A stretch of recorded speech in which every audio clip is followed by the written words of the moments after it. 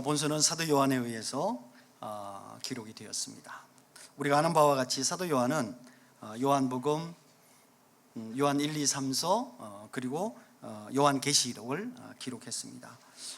요한서는 읽는 사람마다 조금 평가가 다른 것 같아요. 어떤 분은 요한서가 참 어렵다 이렇게 얘기를 하시는 분도 계시고요. 또 어떤 분들은 요한서가 너무 좋다, 너무 쉬워서 참 자기가 처음 믿을 때부터 요한서를 참 좋아했다 이런 분들도 계셔서 다른 성경보다도 또 많이 이렇게 조금 의견이 엇갈리는 그런 상황입니다. 저는 개인적으로 요한서가 참 어려웠습니다.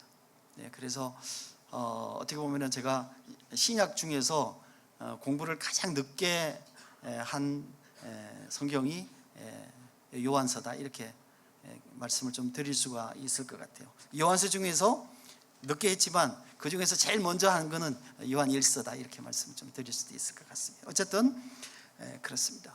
초대교회에는 당시에 교회에 나쁜 영향을 주던 몇 가지 그 사조들이 있었습니다. 그 중에 이제 첫 번째가 유대주의예요. 유대주의는 유대인, 그리스도인, 그 당시에 그리스도를 두 가지로 우리가 분류를 했는데 한편으로는 유대인, 그리스도인, 그 다음에 이방인, 헬라인, 그리스도인 이렇게 보통 이제 나누었단 말이죠. 그런데 특별히 유대인 그리스도인들이 상당히 교회에 어려움을 많이 줬어요. 그것은 뭐냐면은 이방인 그리스도인들을 향해서 뭐라고 하냐면은 너희들이 두 가지를 꼭 지켜야 된다. 하나는 율법을 지켜야 되고 하나는 할례를 받아야 된다.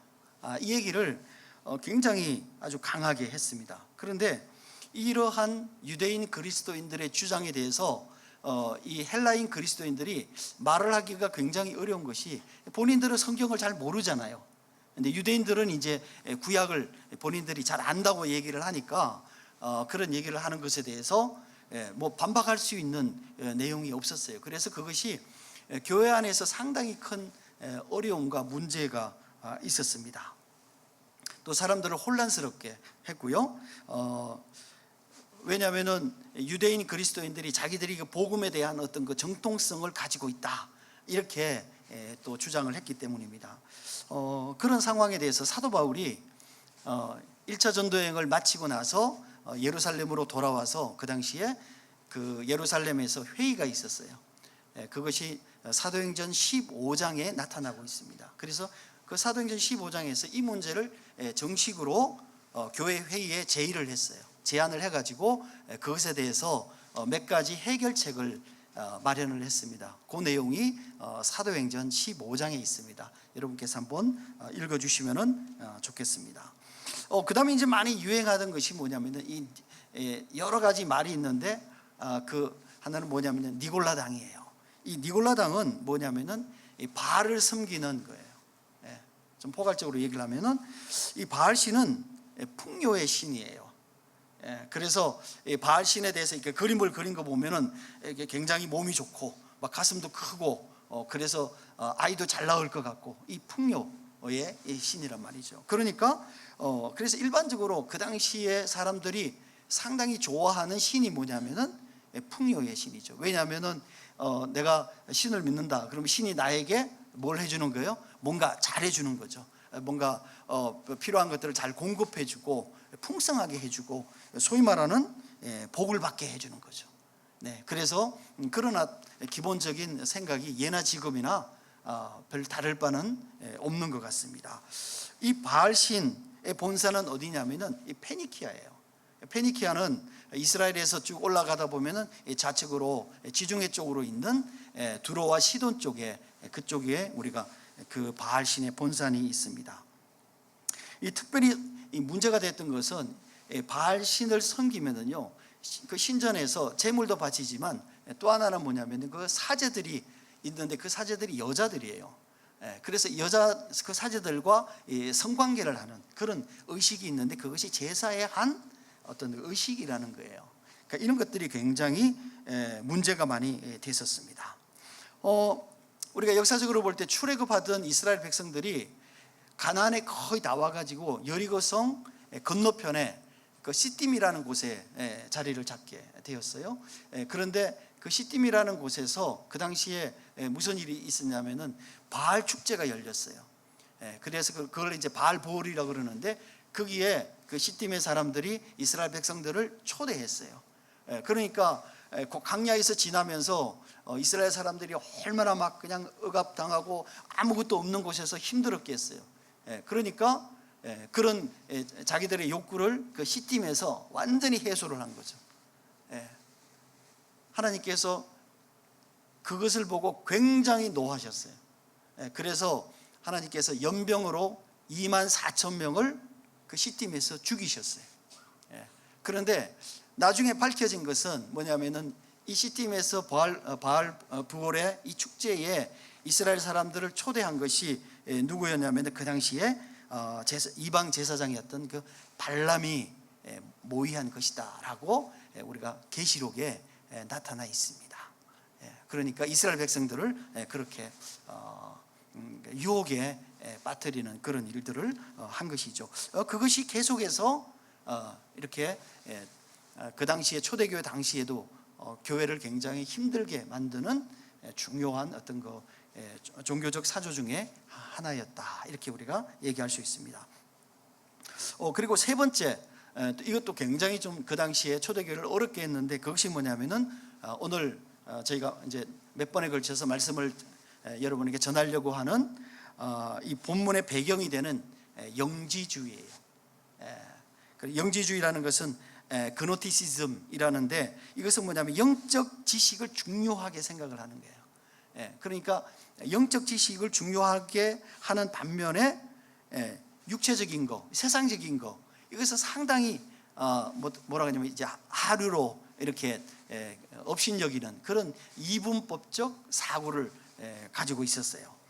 따라서 이제 그런 거기 때문에 이런 것들이 그 당시에 교회에 상당히 많은 영향을 미쳤습니다. 그런데 이 직접적으로 중요한 영향을 미친 것 중에 하나가 오늘 이제 요한서에 나타나는, 요한 1서에 나타나는 내용 중에 하나인데, 그것이 뭐냐면은 영지주의적 가현설이에요.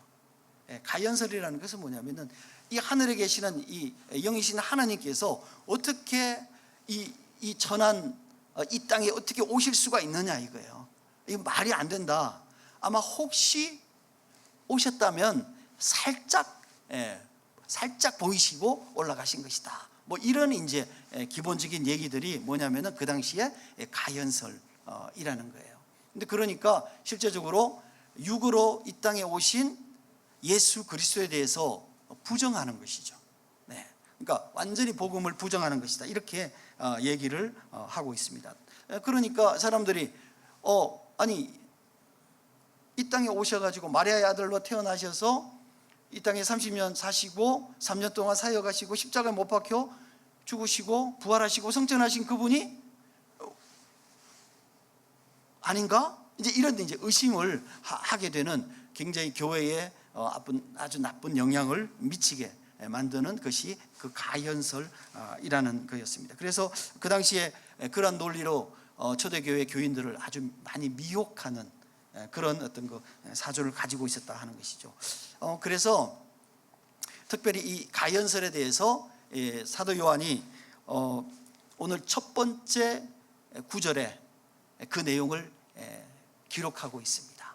그래서 오늘 그 내용을 우리가 조금 한번 살펴보도록 하겠습니다. 제가 설교를 준비하면서 고민을 많이 했습니다. 왜냐하면 오늘 설교가 생각보다 조금 어려울 수 있어요. 근데 잘 또 생각해 보면은 우리가 믿는 예수님에 대해서, 우리가 믿는 복음에서 가장 중요한 내용이에요. 이거를 여러분들이 정확하게 아시는 것이 너무 중요합니다. 그래서 그 얘기를 제가 하여튼 해보려고 하니까 여러분들이 이렇게 잘 귀를 기울여서 들어주시면 좋겠습니다. 첫 번째, 예수 그리스도는 완전한 신성과 완전한 인성을 가지고 계신 분이다 하는 거예요. 그 얘기는 뭐겠습니까? 그분은 완전한 하나님이시며 완전한 인간이시다 하는 얘기를 지금 하고 있습니다. 요한 1서는 이렇게 시작합니다. 태초부터 있는 생명의 말씀에 관하여는, 이렇게 되어 있거든요. 태초부터 있는 생명의 말씀을 말씀에 관하여는 이렇게 되어 있습니다. 그러니까 이 짧은 말은 사실은 우리가 생각하는 것보다 훨씬 더 많은 이 진리와 의미들을 담고 있어요. 아마 주로 이런 것들을 이제 분석하고 하는 게 이제 우리 조직 신학자들이 많이 하는데, 이 조직 신학자라면은 요 짧은 내용, 요 짧은 몇 단어를 가지고 책 한 권을 씁니다. 그럴 정도로 많은 내용을 담고 있습니다. 그렇지만 오늘 긴 이야기를 아주 짧게, 어려운 얘기를 조금 쉽게 여러분 전하려고 하니까 여러분께서 좀 잘 들어주시면 좋겠습니다. 먼저 태초부터 있는 그 얘기를 먼저 조금 해보려고 합니다. 이 태초부터 있다는, 태초라는 이 단어가 가장 중요하게 쓰여진 것이, 첫 번째가 뭐냐면 우리가 창세기 1장 1절이죠. 우리가 아시는 것처럼 태초에 하나님이 천지를 창조하시니라 이렇게 되어 있습니다. 그리고 또 다른 구절에는 뭐냐면 요한복음, 이거는 오늘 우리가 하는 건 요한 1서죠, 그죠? 그러니까 요한복음 1장 1절입니다. 태초에 말씀이 계시니라. 그리고 이 말씀이 하나님과 함께 하셨다. 이렇게 얘기가 되어 있습니다. 이 두 문장, 이 두 구절은 공통적으로 사용된 단어가 이 태초라는 단어죠. 그런데 이 두 단어가 우리가 볼 때는 같은 의미인데, 같은 단어인데 사실은 이게 조금 달라요. 의미가 조금 다릅니다. 그래서 하나는 히브리어로 베레시트라는 단어고, 하나는 헬라어로 아르케라는 단어예요. 물론 이제 하나는 히브리어고 하나는 헬라어니까 당연히 그 말이 다르겠죠, 그죠? 그러나 동일하게 이 단어가 보기에는 같은 단어인 것 같지만 쓰여졌다는 면에서는 조금 쓰임새는 다르다 하는 것을 우리가 생각해 봅니다. 그러니까 해석상으로도 조금 다른 거예요. 자, 그런데 왜 우리가 이 내용을 굳이 조금 더 이렇게 깊게 생각을 해야 되느냐면은, 이 내용이 복음에서 가장 중요한 내용 중에 하나예요. 그리고 이 내용이 신앙의 출발점이에요. 신앙의 출발점이에요. 우리는 예수를 믿어서 그 구원을 얻는다 하는 것을 우리가 신앙의 어떤 그 출발점으로 생각하지만 그렇지 않아요. 그거보다 그 이전에 우리가 믿고 알고 믿어야 되는 내용이 바로 오늘 지금 제가 설명해 드리는 이 내용이다 하는 것을 여러분이 생각을 해 보셔야 됩니다. 먼저 창세기 1장 1절, 태초에 하나님이 천지를 창조하시니라 이렇게 되어 있습니다. 태초는 이 두 가지, 여기서 태초라는 말은 두 가지 의미를 가지고 있어요. 성경에는, 영어 성경에는 in the beginning 이렇게 되어 있어요. 처음에, 시작에 이렇게 되어 있습니다. 근데 물론 제가 생각할 때는 이 말 자체는 영어로 in the beginning 하는 이 말은 어떻게 보면은 태초에라는 이 말이 가지고 있는 그 함의를 충분히 담고 있지 못하다, 저는 개인적으로 그렇게 생각합니다. 물론 어떤 측면에서는 영어로 더 설명을 하고 싶지만 그러자면 너무 복잡하니까 아마 이렇게 간단하게 in the beginning 이라는 말로 하지 않았을까라는 생각은 듭니다만, 어쨌든 이 히브리어로 베레시트라는 이 말은 뭐냐면은 시간 이전의 의미와 시간 이후의 의미가 함께 포함되어져 있습니다. 그러니까 시간 이전의 의미라는 것은 뭐냐면은 시간 이전에 하나님께서 선재하셨다 하는 거예요. 그러니까 시간 이전에 하나님이 선재하셨다는 거예요. 그러면 이 시간은 뭐냐는 거예요. 시간은 뭐냐면은 하나님께서 창조를 하심으로, 창조 사역을 시작하심으로 뭐가 생겼냐면은 시간이 생겼어요. 우리가 창세기에 보면은 어떻게 되어 있습니까? 하나님께서 첫날 뭐 만드시고 이게 첫날이다, 뭐 만드시고 이게 둘째 날이다 이렇게 되어 있습니다. 그러니까 그 첫날, 둘째 날 이 표현은 뭡니까? 시간을 얘기를 하고 있는 거예요. 따라서 하나님께서 창조 사역을 시작하시기 전, 시간이 있기 전부터 뭘 하셨다? 계셨다. 그러니까 이런 얘기예요. 그러니까 시간 전에 계시던 그 하나님이 창조 사역을 하셨다는 거죠. 근데 창조 사역을 하시면서 시간을 만드셨다 이렇게 되는 겁니다. 따라서 이 시간을 만드시고 창조 사역을 하셨다는 것은 결국은 뭐겠습니까? 어떤 목적을 가지고 창조 사역을 시작하신 거죠. 따라서 이 내용이 또 엄청 또 복잡합니다. 복잡하다게 보면 긴 거죠. 그래서 저희가 다음에 혹시 창세기 저희가 강의를 할 때에 이 내용은 조금 더 자세하게 말씀을 드리겠습니다. 두 번째, 요한복음에서 언급한 태초의 말씀이 계시니라 라는 얘기는 쭉 뒤에 이어지는 내용을 보면 태초부터 계신, 시간 이전부터 계셨던 그분이 우리와의 관계를 설명하려고 하는 거예요. 우리와의 관계를 설명하려고 하는 거예요. 그러니까 이 내용이 오늘 본문하고 생각해 보면 훨씬 더 중요한 내용이다라는 것을 우리가 한번 생각해 볼 수 있겠습니다. 자, 태초에 창조를 함께 하신 하나님 중에 한 분이, 하나님 중에 한 분이 오늘 본문에 언급된 생명의 말씀이라는 분이에요. 여러분 헷갈리지 않으셨으면 좋겠어요. 태초에 하나님 몇 분이 계셨어요? 세 분이 계신 거죠. 성부, 성자, 성령, 이 세 분이 함께 창조 사역을 하셨어요. 근데 그 중에 한 분인 예수 그리스도께서 이 땅에 오셨는데 그분을 뭐라고 부르냐면은 생명의 말씀이라고 호칭을 했다는 거예요. 그러니까 이분이 바로 우리가 알고 있는 예수 그리스도예요. 이분이 생명의 말씀으로 이 땅에 오셨어요. 이는 뭐냐면, 이 생명의 말씀이라는 것을 다시 풀이하면 뭐냐면은 생명을 주시는 하나님의 말씀으로 이 땅에 오셨다, 이런 얘기가 되겠습니다. 따라서 그의 역할은 이 생명의 말씀이라는 그분의 역할은 뭐냐면은 하나님과 인간을 연결하는 다리와 같은 그런 그 메신저로서의 소명을 가지고 이 땅에 오신 분이다 하는 것을 우리가 생각해 볼 수 있어요. 그러니까 이 생명의 말씀이신 예수 그리스도가 인간을 위하여 하나님의 생명의 초청장을 가지고 이 땅에 오신 거예요. 하나님의 초청장을, 생명의 초청장을 가지고 이 땅에 오셨어요. 그래서 이 초청장은 뭐냐면은 하나님의 영원한 생명의 우리를 초대하는 거예요. 하나님의 영원한 생명의 우리를 초대하는 거예요. 제가 왜 이렇게 말씀을 드리냐면은 이 생명은, 그분이 가지고 오신 이 생명은 뭐냐면은 본질적으로 하나님께서 창조 시에 우리 인간에게 주셨던 거예요. 주셨던 거예요. 하나님께서 인간을 만드시고 뭐요? 그분에게, 사람에게 뭐를 주셨어요? 생기를 주셨어요. 분유마, 하나님의 호흡을 주셨어요. 그게 뭐냐면 하나님의 생명이에요. 하나님의 생명이에요. 그래서 우리 인간이 어떻게 됐다? 생령이 되었다, 이렇게 표현하고 있거든요. 그런데 우리 인간의 범죄로 말미암아 우리가 그 생명을 잃어버린 거예요. 잃어버린 거죠. 그래서 엄격하게 얘기하면은 하나님께서 이 생명을 우리에게 주러 오셨는데, 이것은 뭐냐면은 생명의 회복이라는 거예요. 생명의 회복.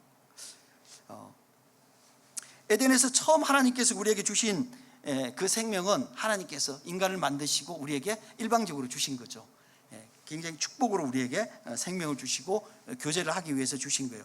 예수님께서 가지고 오신 이 생명의 초대장은 예수 그리스도의 희생에 의해서 이루어지는 생명애로의 초대인 거예요. 그래서 처음 에덴에서 우리에게 주셨던 생명과 지금 예수님께서 이 땅에 오셔서 주시는 생명은 같은 생명이지만 지금 뭐예요? 다르다 하는 거죠. 왜냐하면 잃어버린 우리에게 다시 주시는 생명이죠. 생명의 초대장인 거예요. 그래서 이건 조금 다르다 하는 것을 우리가 말씀을 드리고 싶습니다. 이 초대가 완전해질 수 있는 조건이 뭐냐면은 예수 그리스도가 사람의 몸을 입고 이 땅에 오셔서 사람으로서 사람의 죄를 지심으로 이 생명의 회복이 가능하다 하는 거예요. 어떤 것으로도 대신할 수 없는 거예요. 사람이 지은 죄를 사람으로서 갚아야지만 그 생명을 우리가 다시 얻을 수 있다 하는 것이 이 전제 조건이라는 거예요. 그렇기 때문에 예수님께서 이 땅에 완전한 사람으로 오셔야만 했던 것이에요. 그렇기 때문에 요한은 사람으로서 오신 예수님에 대해서 예수님과의 관계, 예수님과 맺었던 그 관계의 경험을 설명하고 있는 거예요. 묘사하고 있는 거예요.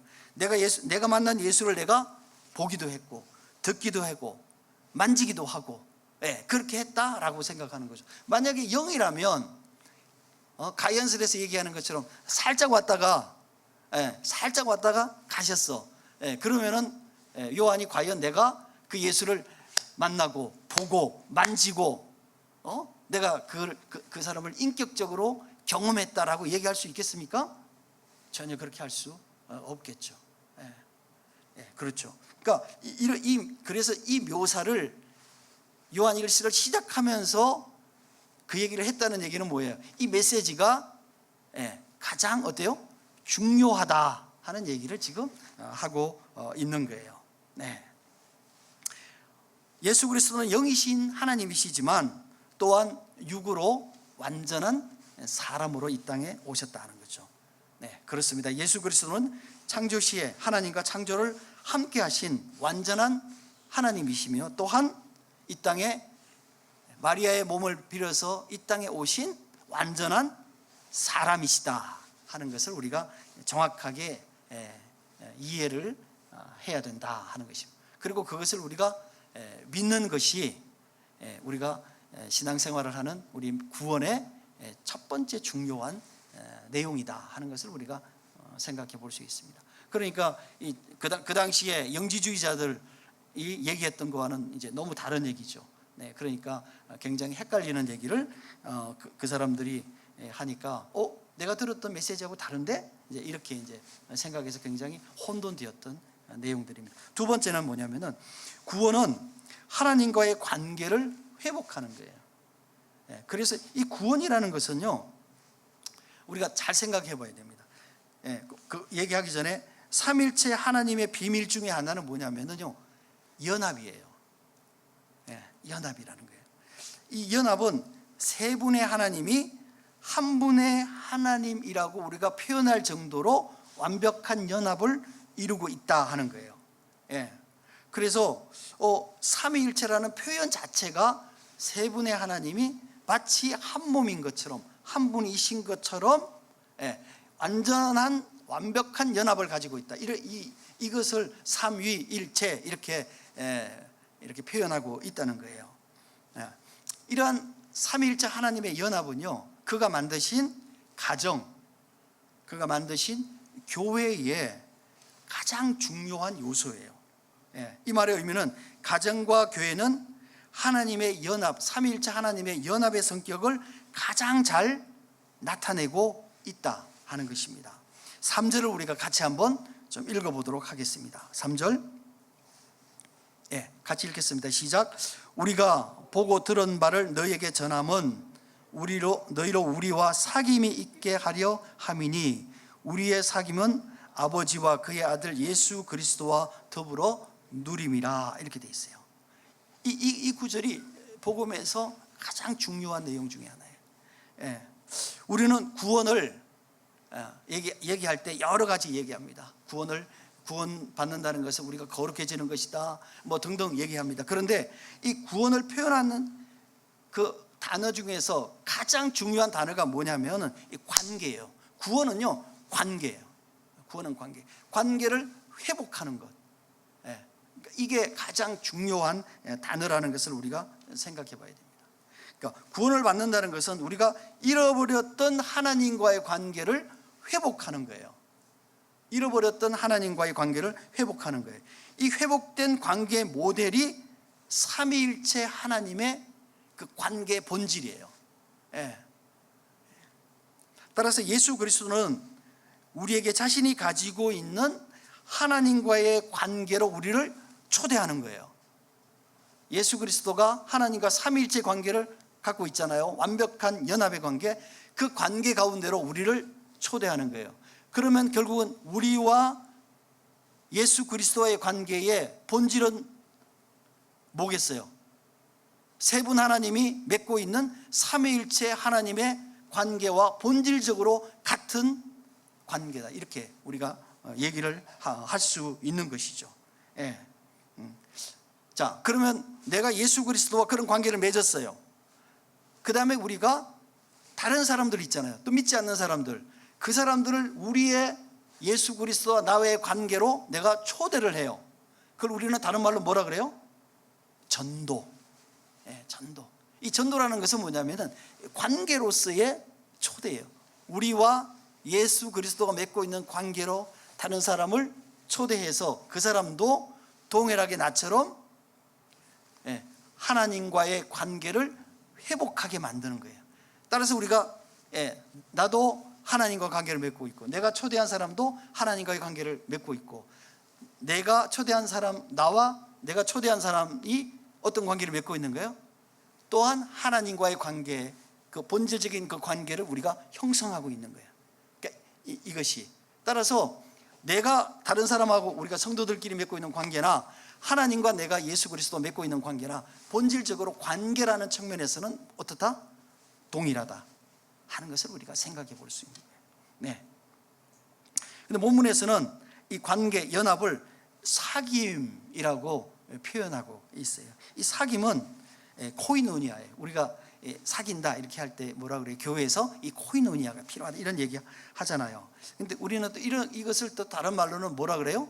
교제 이렇게 하잖아요. 그죠? 우리가 교제하는 것을 코이노니라고 얘기해요. 근데 우리가 생각할 때 이게 잘못되면 교제하는 것을 우리가 서로 이렇게 알아가고 하는 것을 우리가 이 코이노니아 이렇게 얘기를 하는데요. 이 코이노니아의 성도들 간의 교제에서 가장 중요한 의미는 뭐냐면은 우리가 그리스도와의 교제의 본질을 갖고 있는 사람들끼리의 관계예요. 무슨 말인지 이해되시죠? 아까 제가 그랬잖아요. 예수님과 나와의 관계, 예수님과 우리 다른 성도들과의 관계, 그리고 나와 그 사람의 관계이죠. 본질적으로 같다 그랬죠. 그러니까 공통된 본질을 갖고 있는 사람들과의 관계를 뭐라 그러냐면 코이노니아 이렇게 해요. 그러니까 내가 코이노니아를 맺는 사람은 뭐예요? 본질적으로 우리가 공통적인 하나님에 의한 하나님과의 그 관계를 맺고 있는 이 본질이 동일한 이걸 우리가 갖고 있다, 이렇게 우리가 설명을 할 수가 있는 것이죠. 따라서 우리가 코이노니아를 한다는 이 말은 뭐냐면은 예수 그리스도에서 회복된 생명을 갖고 있는 사람들끼리 만남, 그 다음에 교제, 이것을 우리가 얘기를 하는 것인 거죠. 그래서 이 성도들의 관계는 본질적으로 세상 사람들의 관계와 달라요. 뭐냐면 그 사람들은 우리가 사회적으로 만나지만 우리가 성도들끼리의 만남은 뭐예요? 본질적으로 예수 그리스도의 회복된 관계, 그 관계 안에서 만나는 거기 때문에 본질적으로 이거는 다른 성질이다 하는 것을 우리가 생각해 볼 필요가 있다는 거죠. 그런데 이것이 본질적으로 다른 또 다른 이유는 뭐냐면은 우리 안에 내가 예수 그리스도를 내가 인격적으로 영접하고 관계를 형성하면서 내 안에 뭐가 있게 됐어요? 내주하시는 성령이 있게 됐잖아요. 성령이. 그래서 내 안에 계시는 영과 또 다른 사람, 우리 성도 안에 있는 영이 뭐예요? 서로 교류하는 거죠. 서로 교류하는 거예요. 그래서 고린도전서 2장 14절에 이렇게 되어 있어요. 육에 속한 사람은 하나님의 성령의 일을 받지 아니하나니 이는 그것들이 그에게는 어리석게 보이며 또 그는 그것을 알 수도 없나니 이러한 일들은 영으로 분별되기 때문이라, 이렇게 되어 있어요. 그러니까 그 얘기는 뭐냐면 세상 사람들이 아무리 사회적으로 친밀하고 또 그 사람들이 지혜가 있고 지식이 있고 그렇다고 할지라도 본질적으로 하나님의 영을 갖고 있는 사람들의 관계, 이 본질적인 관계는 그들과 다르다는 거예요. 존재적으로 다르다는 거예요. 이게 다르다는 거예요. 왜냐하면 하나님의 영을 갖고 있는 사람과 하나님의 영을 갖고 있지 않는 사람이기 때문에 다르다는 거예요. 따라서 이 하나님의 영을 갖고 있다는 이것이 뭐냐면 우리로 하여금 그들과 존재적으로 다른 사람이다 하는 것을 설명하고 있는 거예요. 그래서 내가 하나님의 영을 갖고 있다는 것은, 내가 하나님과의 관계를 갖고 있다는 것은 누가 아냐면은 내가 아는 거예요. 왜? 내 안에 계시는 성령께서 나에게 말씀해 주시는 거니까. 그래서 아무리 지식이 많고 아무리 교회 활동을 많이 하고 교회에서 직위가 높다고 할지라도 내 안에, 내면에 성령께서 계시지 않으면 그분은 하나님의 사람이 아니에요. 하나님의 백성이 아니에요. 그럼 그것을 우리는 어떻게 알겠어요? 몰라요. 몰라요. 본질적으로 우리는 알 수가 없어요. 그러나 그의 삶의 모습을 보면 그가 정말 성령에 지배된 삶을 살아가고 있는가, 그렇지 않는가는 어렴풋이는 우리는 뭐겠어요? 알 수는 있겠죠. 우리가 확정적으로 저 사람은 예수 믿는 사람이야, 저 사람은 예수 안 믿는 사람이야, 이렇게 확정적으로 나뉘지만 우리는 어느 정도는 알 수가 있겠죠. 영국의 세계적인 신학자인 이 톰 라이트라는 분이 있어요. 이분이 뭐라 그러냐면은 우리가 하나님 앞에 설 때까지는 누구도 하나님과의 관계를 회복했다고 자신 있게 말할 수 없다. 그러니까 그 얘기를 다른 말로 하면 뭐냐면은 누구든지 하나님 앞에 설 때까지는 내가 구원을 받은 사람인지는 알 수 없다, 이렇게 얘기를 한 거예요. 이 말은요 굉장히 많은 파장을 일으켰어요. 특별히 혹시 여러분이 성경 공부를 많이 하신 분들은 이 말씀을 거의 대부분은 기억하세요. 그러니까 뭐냐면 이렇게 되어 있어요. 로마서 10장 9절과 10절에 이렇게 되어 있어요. 내가 만일 내 입으로 예수를 주로 시인하며 또 하나님께서 그를 죽은 자 가운데서 살리신 것을 내 마음에 믿으면 구원을 받으리라. 마음으로 믿어 의에 이르고 입으로 시인하여 구원에 이른다, 이렇게 되어 있어요. 그러니까 내가 예수님 내가 믿습니다, 나 영접 기도했어요, 그 다음에 내가 영접 기도한 거, 예수님 믿는 거, 이게 한 구절에 따라서 영접하는 자 곧 그 이름을 믿는 자들에게는 하나님의 생명을 주셨다, 이 말씀 내가 믿고 있어요, 이렇게 얘기를 우리 하잖아요. 그죠? 그렇다고 해서 그분이 정말로 구원을 받은 사람인가 하는 것에 대해서는 우리는 장담할 수 없다. 하나님 앞에 가기 전까지, 왜? 구원의 확정자는 누구시기 때문에? 하나님이시기 때문에. 근데 이렇게 얘기를 하니까 굉장히 많은 사람들이 막 벌떼처럼 달려들어서 이거는 정말 그 톰 라이트의 구원에 문제가 있다, 이렇게 얘기를 했어요. 그런데 여러분 한번 생각해 보면은요 이렇습니다. 이 톰 라이트라는 사람은요 이 전 세계 신학자 중에서 최고예요. 누구도 범접할 수 없는 신학적인 그걸 갖고 있는, 지식을 갖고 있는 사람이에요. 누구도 그 안에 들어갈 수가 없어요, 지금 현재의 신학자들 중에서. 그런데 그분이 이 말씀을 몰라서 그렇게 얘기를 했겠어요? 저는 그거는 아니라고 봐요. 절대로 아니라고 봅니다. 그런데 이 톰 라이트가 자기가 앞에서 한 말에다가 딱 붙이는 말이 있어요. 뭐냐면은 하나님과의 관계를 회복한 사람, 즉 구원을 받은 사람은 그 삶을 통해서 자신이 하나님과 관계를 형성하고 있고 구원받은 사람이라는 삶을 살고 있다, 이렇게 얘기를 하고 있는 거예요. 그러니까 우리는 잘 몰라도 확정할 수는 없지만 그분의 삶을 볼 때에 저분은 정말 하나님의 사람이구나 하는 것을 우리가 어느 정도 알 수 있다는 거예요. 왜? 내 안에 뭐가 있기 때문에? 그리스도의 영이 있기 때문에. 영이 있는 사람은 영을 어떻게 해야 되고요? 알 수가 있는 거죠. 이게 굉장히 중요한 거죠. 따라서 이 구원을 받은 사람은 그의 삶을 통해서 그가 정말 구원받은 사람이라는 삶의 내용이 드러난다 하는 것을 우리가 생각해 볼 수 있는 것이죠.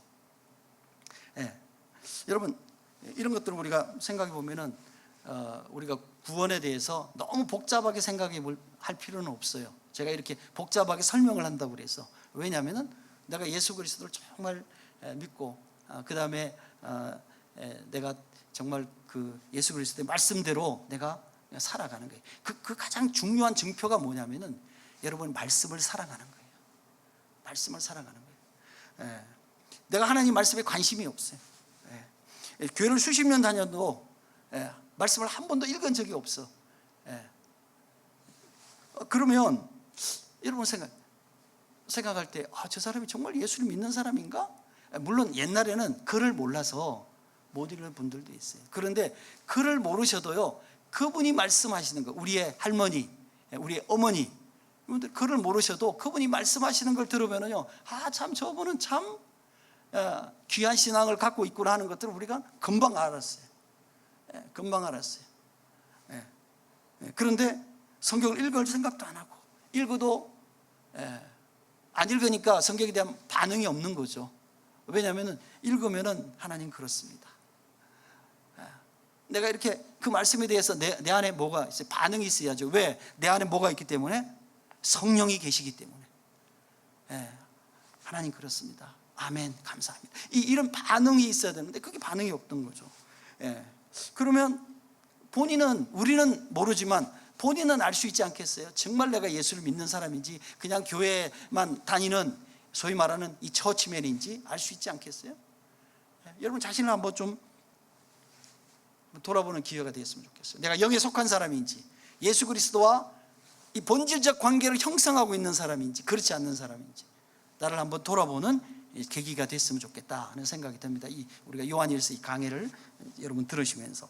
세 번째는 기쁨이에요. 연합의 기쁨이에요. 연합이라는 것은 결국은 뭐예요? 사귐이잖아요. 교제잖아요. 그죠? 이 교제의 기쁨이에요. 근데 내가 이 연합을 하기 위한 가장 중요한 요소는 뭐냐면은 사랑이에요. 사랑이에요.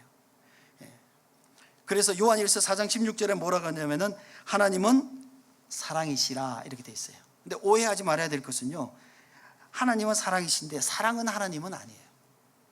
이거는 다른 말이겠죠. 사랑이라는 것은 내 인격을 통해서 발현되는 행위이지 존재의 본질은 아니라는 거예요. 존재의 본질은 아니에요. 그러니까 하나님은 사랑이시지만 사랑은 하나님은 아니다. 우리가 생각을 해야 되는 거죠. 그러나 하나님께서 사랑을 통해서 뭐예요? 자신의 존재를 드러내시는 거예요. 무한한 사랑을 통해서 하나님의 존재를 드러내시는 거예요. 여러분 한번 관계를 생각해 보십시오. 우리가 나와 잘 맞는 사람 만나면은 뭐가 있어요? 즐거움이 있잖아요. 그죠? 즐거움이 있어요. 특별히 우리의 삶 가운데서 어떤 과거의 어떤 그 추억, 어떤 메모리를 공유하고 있는 사람을 만나면은 참 기뻐요. 참 기쁘고 그것에 대해서 만나는 것이 굉장히 즐거움이 있어요. 사랑하는 사람과의 만남은 어떻습니까? 너무 기쁘고 즐겁고 행복하죠. 그런데 우리가 생각할 때 인간적으로 사랑하는 것과 더 중요한 것이 본질을 공유하고 있는 사람들과의 교제는요, 너무 즐거운 거죠. 왜냐하면 그 즐거움은 어떤 즐거움이냐면은 하나님께서 우리에게 주시는 즐거움이에요. 하나님께서 우리에게 주시는 즐거움이에요. 그래서 더 사랑하게 되고 더 끈끈한 연합을 이루어가게 되는 거죠. 아까 제가 그랬어요. 삼위일체 하나님의 그 연합을 이루는데 두 가지 하나님께서 만드신, 첫 번째 결혼이라는 거, 두 번째는 이 교회가 그 연합을 가장 중요한 어떤 그 표현 중에 하나이다라고 얘기를 했어요. 창세기 2장 24절에 이렇게 되어 있습니다. 이러므로 남자가 부모를 떠나 그의 아내와 합하여 한 몸을 이룰지어다, 이렇게 되어 있거든요. 그러니까 여기서 합하여 한 몸을 이룰지어다, 이 말의 의미는 뭐냐면 단순하게 육적인 측면을 얘기하고 있는 건 아니에요. 육과 플러스 영과 그의 모든 것들이 다 합해지는 거죠. 합해져서 무엇을 만들어냅니까? 연합을 만들어내는 거죠. 그 연합의 결과가 뭐예요? 자녀들이에요. 자녀들이에요. 그 자녀라는 것은 우리가 뭐라 그래요? 혈육이라고 그러잖아요. 혈육이라는 것은 결국은 그와 내가 한 본질을 갖고 있다라는 것에 대한 강력한 표현이 혈육이잖아요. 핏줄, 우리말로 핏줄이라고 얘기를 하잖아요. 그죠? 우리가 예수 그리스도를 만남으로 말미암아 우리가 그와 관계를 형성함으로 본질적으로 그의 연합 가운데 우리가 들어감으로 인해서 하나님과 우리가 연합되어지는 거죠. 연합되어지는 거죠. 그래서 우리가 하나님의 뭐가 되는 거예요? 하나님의 자녀가 되는 거고 하나님의 백성이 되는 것이다. 그것이 이 연합의 가장 중요한 증거예요. 가장 증거예요. 그런데 4절에 보니까 이렇게 돼 있어요. 4절, 우리가 이것을 쓰면 우리의 기쁨이 충만하게 하려 함이라, 이렇게 돼 있어요. 이 연합을 통해서 하나님께서 우리에게 주시는 이 축복이 뭐냐면은 기쁨이에요. 기쁨이에요. 기쁨을 충만하게, 그냥 기쁨이 아니고 충만한 기쁨을 갖게 하신다 그랬거든요. 이 충만이라는 말은 여러분이 여러 번 들으셨겠지만 더 이상 채울 수 없는 상태예요. 여기 물이 있어요. 컵이 있어요. 여기에 물을 담아요. 물을 담는데 물이 가득 차는 거예요. 한 방울도 더 할 수 없는 상태. 이 상태를 뭐라 그러냐면 충만이라고 표현해요. 여기서 한 방울도 더 채울 수 없이 가득 찬 상태, 이 상태를 충만. 그 얘기는 뭐냐면은 하나도 부족함이 없는, 이 땅에 어떤 것으로도 대체할 수 없는 기쁨, 이것을 뭐라 하면요, 충만한 기쁨이다, 이렇게 표현하고 있는 것이죠. 따라서 이 충만한 기쁨은 어디서 얻을 수 있습니까? 하나님과의 관계를 통해서만 얻을 수 있어요. 여러분 아무리 사랑해서 결혼해도, 결혼하고 그날 결혼한 당일날 가장 기쁜 날, 가장 행복한 날 아니에요. 그럼에도 불구하고 여러분이 혹시 마음 상한 적 있어요? 뭔가 마음에 안 든 거 있어요? 얼마든지 있죠. 첫날에 헤어지는 사람도 봤어요, 저는. 여러분 생각해 보세요. 네가 이 땅에 살면서 가장 행복한 그날인데 그날의 완벽한 기쁨이 아니란 말이에요. 여러분 살아가면서 어때요? 그런 걸 더 많이 느끼잖아요. 상대방에 대해서 더 많이 부족한 걸 느끼잖아요. 자기 부족함을 생각지 않고 더 많이 부족함을 느끼잖아요. 따라서 이 땅의 어떤 관계도 어떤 것으로도 이 충만한 기쁨은 채워질 수가 없는 것이다. 오직 무엇을 통해서? 하나님과의 관계를 통해서만 이 충만한 기쁨이 채워진다 하는 것이죠. 요한복음 15장 11절에 이렇게 되어 있어요. 내가 이것을 너에게 이름은 내 기쁨이 너희 안에 있어 너희 기쁨을 충만하게 하려 함이라. 그러니까 이 말은요, 요한서에 많이 나와 있어요. 요한이 굉장히 강조하는 게 뭐냐면, 너와 나가 뭐 있어? 관계를 맺었어?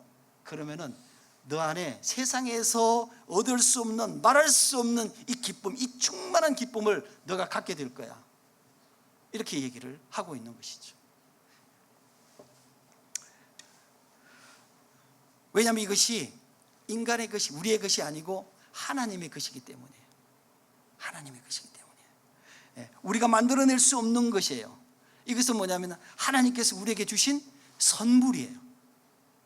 이 충만한 기쁨은 내가 만들어낼 수 있는 게 아니라 하나님께서 나에게 허락하시는 이 선물이에요. 그렇기 때문에 하나님의 것이에요. 그러니까 우리가 이 본질을 공유한 성도가 서로 교제할 때, 코이노니아를 할 때 우리 안에 뭐가 생긴다? 이 충만한 기쁨이 우리 안에 있다. 우리가 해야 될 일은 뭐겠어요? 그 기쁨을 우리가 누리는 거죠. 그 기쁨을 누리는 거예요. 근데 사실은 참 쉽지 않죠, 그죠? 왜냐하면 우리 안에 그런 것들을 방해하는 요소들이 많기 때문에, 염려가 있고 사람에 대한 불신이 있고 자기 자신에 대한 컴플렉스도 있고, 우리 인간의 어떤 그 본질적인 여러 가지 부족함 때문에 자꾸 그런 거죠. 그러나 우리가 그거를 털어버리면은요, 왜냐하면 나도 부족한 사람이고, 나도 죄인으로서 하나님 앞에 용서를 받은 사람이고, 상대방도 죄인으로서 하나님 앞에 용서를 받은 사람이라는 것을 우리가 기억하면, 내가 저 사람보다 나을 것도 없고 저 사람이 나보다 나을 것도 없고, 우리가 동일하게 하나님 앞에 벌거벗은 자로 서야 될 사람들이고, 지금도 날마다 우리가 그렇게 서야 되는 사람들이에요. 그런데 우리가 내가 갖고 있는 이 부족함이라는 이 말, 상대방에 대한 부족함이라는 이 판단이 우리가 가져야 될 그 충만한 기쁨을 방해할 어떤 요인도 되지 않는다 하는 것을 우리가 생각해야 된다는 거죠. 사랑하는 성도 여러분, 그렇습니다. 여러분과 주님과의 관계는 어떻습니까? 이상이 없습니까? 여러분 안에 계시는 성령께서 예수 그리스도는 나의 삶의 주인이다 라고 말씀하고 계십니까? 여러분, 우리가 그 말씀을 들어야 돼요. 언제나 들어야 됩니다. 왜냐하면 그것이 내 안에 계시는 성령님이 온전하게 내 안에 계시다는 것에 대한 증표이기 때문입니다. 우리는 다른 사람과의 관계 때문에 어려울 수 있어요. 가끔 그런 상황과 우리 부딪히기도 합니다. 그러나 본질적으로 하나님께서 우리에게 허락하신 이 선물로서의 충만한 기쁨을 우리를 누릴 자격이 있어요. 자격이 있고, 그리고 그것을 누리는 것이 우리가 하나님을 기쁘시게 하는 거예요. 나만 기쁜 것이 아니라 하나님을 기쁘시게 하는 거예요.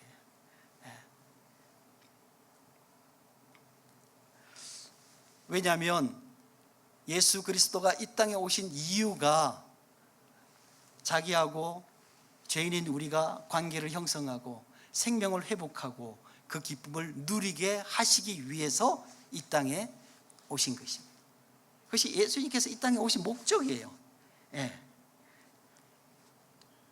따라서 우리가 날마다 우리 내면에 내 안에 계시는 이 내주하시는 성령의 충만함을 우리가 날마다 누리는 것이 성도로서 마땅한 바고, 또 그것이 세상에서 채워줄 수 없는 어떤 것보다 더 풍성하고 완벽한 충만한 기쁨을 우리에게 허락해 주신다 하는 것입니다. 그래서 또 저와 여러분이 하나님 나라의 충만함을 날마다 누리는 그런 기쁨이 넘치는 삶이 또 저와 여러분에게 있기를 주님의 이름으로 축원합니다.